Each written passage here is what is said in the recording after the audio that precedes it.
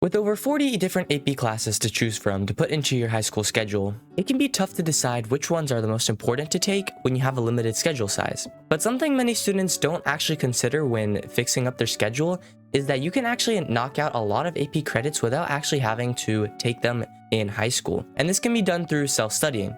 You see, a bunch of these college classes are actually not that hard to do on your own, and if you have dedication and you're willing to put in the hard work, you could actually knock out these credits by studying on your own time. Today, I'm going to go through a handful of AP courses that I believe should be pretty easy for some of you to self-study on your own, and it could get you some free college credit and also save you a bunch of time.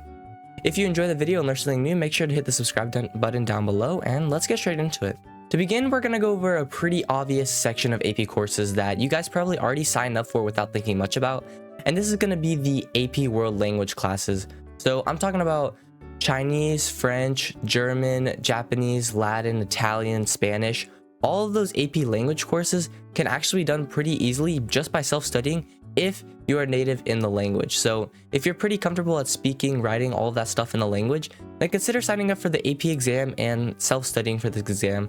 While you might have a lot of knowledge on the language already, it is going to be a pretty good idea to check up on the College Board, website about that course and see if there's any topics that you're not super familiar with or that you need to brush up on to make sure that you do pass or get that 5 if that's what you're looking for on the exam.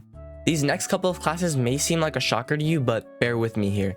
So if you're taking honors bio or honors chemistry, taking self-studying AP chemistry or even AP biology might not be the worst idea, because both of these classes can be really similar and related. So while you're learning the topics in honors chemistry, you could self-study the exam at the end of the year or even next year if you feel like you do want to spend more time to go over and make sure you learn all the topics and you're on top of them. It's important to note that the science AP classes are generally known as the harder AP courses. So it's going to be important that you do actually put in the extra work, and all of the knowledge that you get from your honors bio or honors chemistry class aren't going to directly transfer over. So you're going to need to make sure that you do review the topics. And again, like I said, for the AP World Languages, go on the College Board unit list, go through all the topics, see which ones you're iffy on, see which ones you are good on, and make sure you review and prepare. And you could self-study these exams during the time of taking your honors bio. So if you take honors bio in 9th grade, you could even take AP bio at the end of the 9th grade to get a super far ahead in AP credit, get a basis of what AP courses look like. Same for honors chemistry. If you do that junior, sophomore year, you can self-study during your sophomore year or the next year after you take it. It depends on how much time you're willing to put in. And also it's going to depend on how passionate you are, because again, the science classes are a bit harder and you definitely need to have a passion and a drive to do well in them. Now, these next section of classes are also AP sciences, but they're a little different, and I don't think you want to completely self-study them.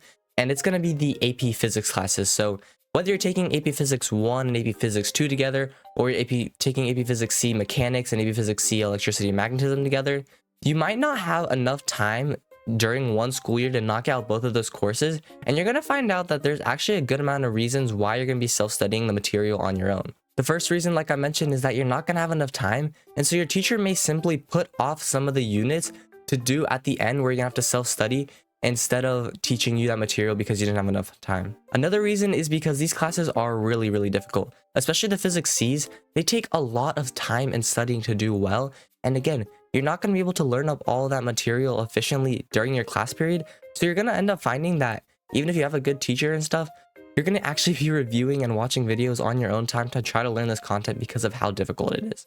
So while I would say it is good to take these classes in a classroom environment with a teacher or professor, you're probably going to end up finding out that there's actually a lot of self-studying and reviewing that goes in on this class. So I would say, even though if you take the class, it'd basically be like you're self-studying, especially if physics isn't for you. Now, last but not least, I'm going to talk about the AP Computer Sciences, so AP Computer Science Principles and AP Computer Science A. Now, computer science as a topic is actually been rising with a lot of students' interest.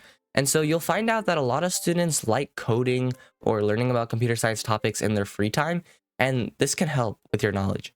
And this means that it's a skill that a lot of students will develop at a young age. Now, if you happen to be one of these students that learn Python or Java or whatever at a young age, then self-studying an AP computer science course might not be a bad idea, and it could actually get you some free college credit or get you ahead in your high school curriculum. For example, Some people say that the hardest part of AP Computer Science Principles is learning how to code and developing a project given some criteria. So if you're already proficient in Python or any coding language for that matter, you'll find out that this part of the AP exam is super easy and you can basically knock out a free 30% of the exam, which will already get you in a pretty good zone to pass the exam. For computer science principles specifically, there are going to be some topics about the internet and other stuff that you definitely do need to self-study on your own. So it's definitely not all just coding. There's going to be some knowledge and some vocab you have to memorize, but honestly, if you enjoy coding and you don't have the room in your schedule or you want to get ahead, I would really recommend self-studying at least AP Computer Science Principles, because that exam is definitely super easy, as we can see from the pass rate. But if you're proficient in Java and you know basically everything about it, AP Computer Science A would not be a bad idea to self-study too, as it's honestly not that bad if you are super good at coding. Well, those are some of the AP classes that might look hard on the outside, but honestly, when you have a lot of overlapping knowledge in them and you have motivation to do well in those topics, you might find out that self-studying is honestly not that bad. Of course, there's some AP exams I didn't go over that are super easy, that have super high pass rates, like AP Environmental Science or AP Psychology, stuff like that. But those classes really just come down to memorizing vocab, different topics, and it's not really super, like math heavy or anything like that, which a lot of students struggle with. But again, if you find that you don't have room in your schedule to fit all your AP classes that you want to take for, let's say, college credit specifically, you should actually do some research on those classes, see if you can self-study them, nitpick the ones that you think are easiest to have the highest pass rates, and you'll find out that honestly, while it might seem like you're gonna have to be doing a lot of work during the school year, you could actually not put in that much work and still pass them, or even get a 5 if that's what you're going for. And that's gonna be it for me. So if you enjoyed the video, make sure to like the video, subscribe down below, and comment which AP class you think is easiest to self-study or you are most interested in self-studying. And as always, have a great day until next time. See ya.